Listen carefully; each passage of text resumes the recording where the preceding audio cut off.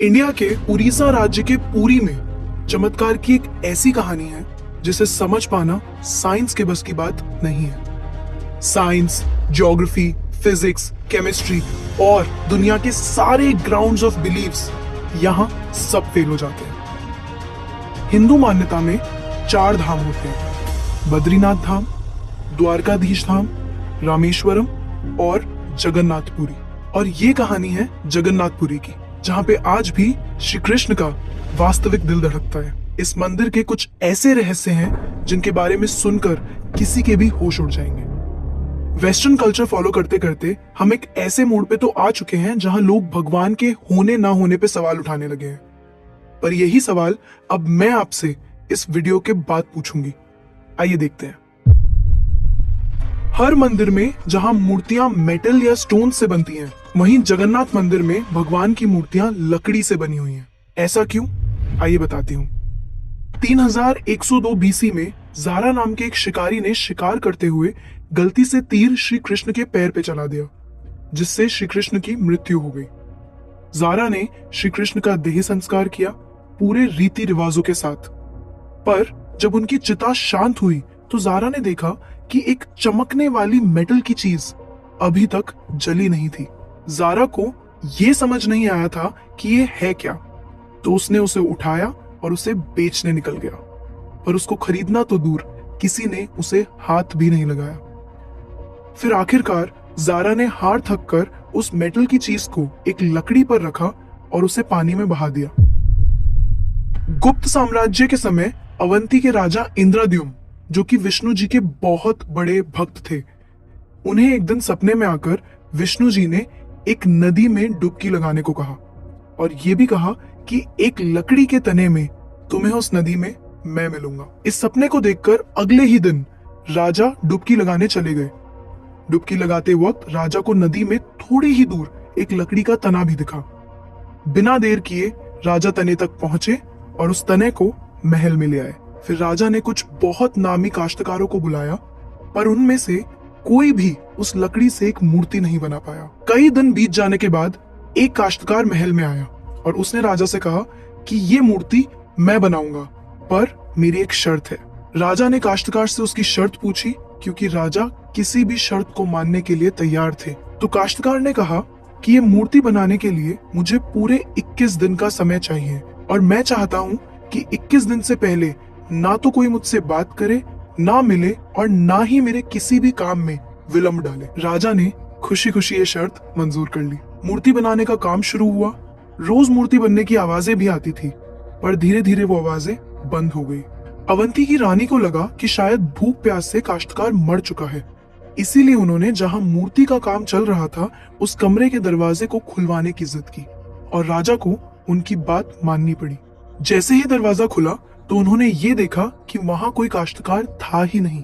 सिर्फ और सिर्फ 3 मूर्तियां थी: भगवान जगन्नाथ, उनके भाई बालभद्र और उनकी बहन सुभद्रा। और उसी जगन्नाथ जी की मूर्ति में वो मेटल वाली चीज भी रखी गई थी, जो कि कुछ और नहीं, श्री कृष्ण का धड़कता हुआ दिल था। ये कोई नॉर्मल ह्यूमन हार्ट नहीं है, ये एंशिएंट एडवांस टेक्नोलॉजी का क्लियर सबूत है। ये हार्ट एनर्जी ट्रांसमिट करता है और हम सब ने ये तो पढ़ा ही है that stones and metals are good conductors of electricity and wood is a bad conductor of electricity. इसीलिए idols in the Jagannath temple are made up of wood. सिर्फ यही नहीं, हर 12 साल में एक बार भगवान की नई मूर्ति स्थापित की जाती है और भगवान के दिल को उस मूर्ति में शिफ्ट किया जाता है। ये किया इसलिए जाता है क्योंकि जो energy transmitting device, if we talk scientifically, उस मूर्ति में होता है, वो इतनी एनर्जी ट्रांसमिट करता है that the wood gets depleted with time और इसीलिए उसे बदलने की जरूरत होती है। पर इसे बदलने का प्रोसेस भी इसी की तरह बहुत इंटरेस्टिंग है। हर 12 साल में एक दिन ऐसा होता है जिस दिन मंदिर में किसी को एंट्री नहीं मिलती। पूरी शहर की बिजली काट दी जाती है। मंदिर के मेन पंडित की आंखों पे पट्टी और हाथों में बड़े और मोटे ग्लव्स पहनाए जाते हैं और 100% अंधेरे में इस दिल को निकालकर नई मूर्ति में फिर से स्थापित किया जाता है। जिन पंडितों ने इतिहास में ये सेरेमनी करी है, उनका कहना है कि उन्होंने देखा तो कभी नहीं, पर इस चीज को, जिसे हम ब्रह्म पदार्थ भी बोलते हैं, इसे हाथों में पकड़ने पे ऐसा लगता है जैसे जिंदा खरगोश पकड़ लिया हो। माना ये भी जाता है कि अगर किसी ने ब्रह्म पदार्थ को देख लिया तो उसकी मौत उसी समय निश्चित है। इसीलिए बिना आंखों पे पट्टी लगाए किसी को भी ये सेरेमनी करने की परमिशन नहीं है। इस मंदिर के ऊपर एक झंडा है जो साइंटिफिक लॉ के बिल्कुल विपरीत चलता है। जैसे कि हमें पता है कि जिस डायरेक्शन में हवा चलती है पतंग भी उसी डायरेक्शन में उड़ती है और झंडा भी उसी डायरेक्शन में उड़ना चाहिए। पर जगन्नाथ मंदिर के इस झंडे की बात बिल्कुल अलग है। ये हमेशा हवा के ऑपोजिट डायरेक्शन में उड़ता है। क्यों और कैसे आज तक कोई समझ नहीं पाया। इस झंडे के साथ एक और खास बात है कि इसे रोज बदलना पड़ता है। इसीलिए मंदिर के पांडु 214 फीट ऊपर लगे इस झंडे को रोज चढ़कर बदलते हैं, क्योंकि कहा जाता है कि अगर किसी दिन ये झंडा नहीं बदला गया तो मंदिर 18 सालों के लिए बंद हो जाएगा। मंदिर में आए भक्तों के बीच रोज प्रसाद बांटा जाता है। उनके लिए वो प्रसाद बनाया जाता है और जगन्नाथ मंदिर में होने वाली हर चीज में कहीं ना कहीं भगवान की कोई ना कोई लीला छुपी है। मंदिर में रोज 500 लोगों के लिए प्रसाद बनता है और कभी कभी भक्तों की संख्या हजारों में भी चली जाती है। पर जगन्नाथ मंदिर में भक्तों के लिए प्रसाद कभी कम नहीं पड़ा। दिन भर मंदिर में प्रसाद बांटा जाता है, पर कहते हैं कि आज तक इस मंदिर में एक भी दाना प्रसाद ना कम पड़ा है और ना ही व्यर्थ गया है। पर ऐसा एस्टिमेशन इंसानों के लिए करना तो बहुत ही मुश्किल है। और ये बात यहीं खत्म नहीं होती। प्रसाद बंटने की मिस्ट्री तो है ही, उससे बड़ी मिस्ट्री है प्रसाद बनाने की। लकड़ी की आग पे 7 मिट्टी के बर्तनों को एक के ऊपर एक रखकर प्रसाद बनाया जाता है। साइंस और लॉजिक्स कहते हैं कि सबसे पहले सबसे नीचे वाले बर्तन का प्रसाद पकना चाहिए, पर पुरी के जगन्नाथ मंदिर में साइंस और लॉजिक्स नहीं चलते। इन 7 बर्तनों में सबसे पहले सबसे ऊपर रखे जाने वाले बर्तन का प्रसाद पकता है, फिर उससे नीचे वाले बर्तन का, और ऐसे ही सबसे नीचे रखे बर्तन का प्रसाद सबसे आखिरी में पक के तैयार होता है। हाँ, मुझे पता है आपको भी अभी कुछ नहीं समझ आ रहा होगा। इसे आज तक कोई नहीं समझ पाया। इस मंदिर की खूबसूरती शब्दों में नहीं बताई जा सकती। इतना बड़ा मंदिर इतने सालों पहले बिना किसी टेक्नोलॉजी के कैसे बनाया होगा। पर क्या आपको पता है 214 फीट के इस मंदिर की डोम की परछाई आज तक कभी बनी ही नहीं। Are you shocked? You must be. But it is true. Jagannath Puri temple के डोम्स की शैडो बनती ही नहीं है कभी भी at any time of the day। और हमारी फेवरेट साइंस इस बात का भी लॉजिक नहीं ढूंढ पाई। The mystery is not over here। जैसा कि हमें पता है कि कुछ buildings, architectures and areas no fly zones होते हैं, मतलब वहां ड्रोन्स, एयरप्लेन्स या कोई भी मैन मेड फ्लाइंग ऑब्जेक्ट पहुंचाने की या उड़ाने की परमिशन नहीं है। पर पक्षियों को तो हम नहीं रोक सकते, उन्हें समझाना तो बहुत मुश्किल है ना। पर अगर हम जगन्नाथ टेम्पल की बात करें तो वहां पे ऐसा कुछ है जो शायद पक्षियों को पता है और हमें नहीं, क्योंकि इस मंदिर के ऊपर कोई भी ड्रोन, कोई भी एयरप्लेन या कोई भी पक्षी कभी उड़ता ही नहीं। आपने देखा होगा ना मंदिर के डोम्स पे या बड़ी बड़ी बिल्डिंग्स पे बर्ड्स को बैठे हुए।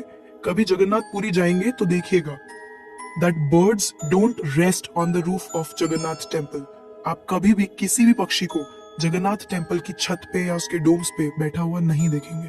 पर कंफ्यूज करने वाली बात यह है कि कैसे एक बेजुबान पक्षी ये जानता है कि इस मंदिर के ऊपर से उड़कर नहीं जा। चक्र, ये नाम तो आपने सुना ही होगा।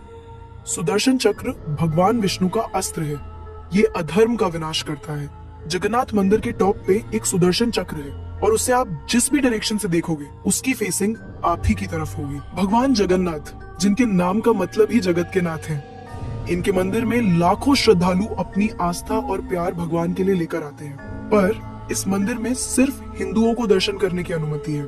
किसी भी और धर्म के इंसान को दर्शन बाहर से ही करवाए जाते हैं और दर्शन करवाकर भेज दिया जाता है। जैसे कि हमारी ex prime minister Indira Gandhi ji, वो भी जगन्नाथपुरी गई थी दर्शन करने, पर क्योंकि वो फारसी हैं और हिंदू नहीं और उन्हें उनका सरनेम फिरोज गांधी से मिला है, इसीलिए इंदिरा गांधी को भी दर्शन करने की अनुमति नहीं दी गई।